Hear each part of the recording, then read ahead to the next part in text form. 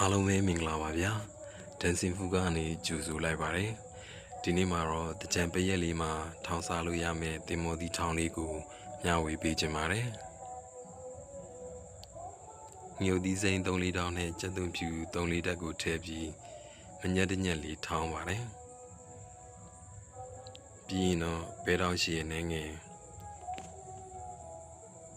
ခင်းချင်းဒီတို့ကိုလည်းထည့်ပြီးအသာအရာလေးထောင်းပေးရပါတယ်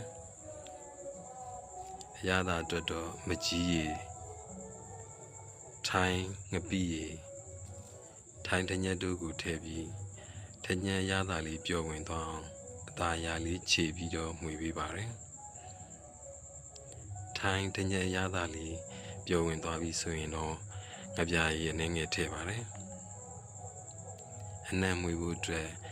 တမြာသည်2စိတ်လောက်ကိုညှစ်ထည့်ပြီးအခုမှထည့်ပါတယ်အရသာအတွက်အဆင်ပြေပြီဆိုရင်တော့အခုခွာပြီးချစ်ထားတဲ့သင်္ဘောသီးတွေကိုထည့်ပါတယ်ပြီးရင်တော့အထက်အောက်လှန်ပြီးအသာအရာလေးထောင်းပေးပါတယ်အရသာလေးနှံသွားပြီဆိုရင်တော့ချိုးချင်းငန်ဆက်အရသာရှိတဲ့သင်္ဘောသီးထောင်းလေးကိုရပါပြီထိုင်တညက်မရှိဘူးဆိုရင်တော့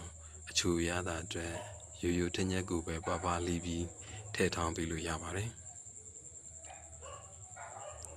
သင်္ဘောသီးထောင်းနည်းတွေအများကြီးရှိလို့ဒီနည်းလေးကအဆင်ပြေမယ်ဆိုရင်လိုက်ထောင်းစားကြည့်ဖို့အကြံပြုလိုပါတယ်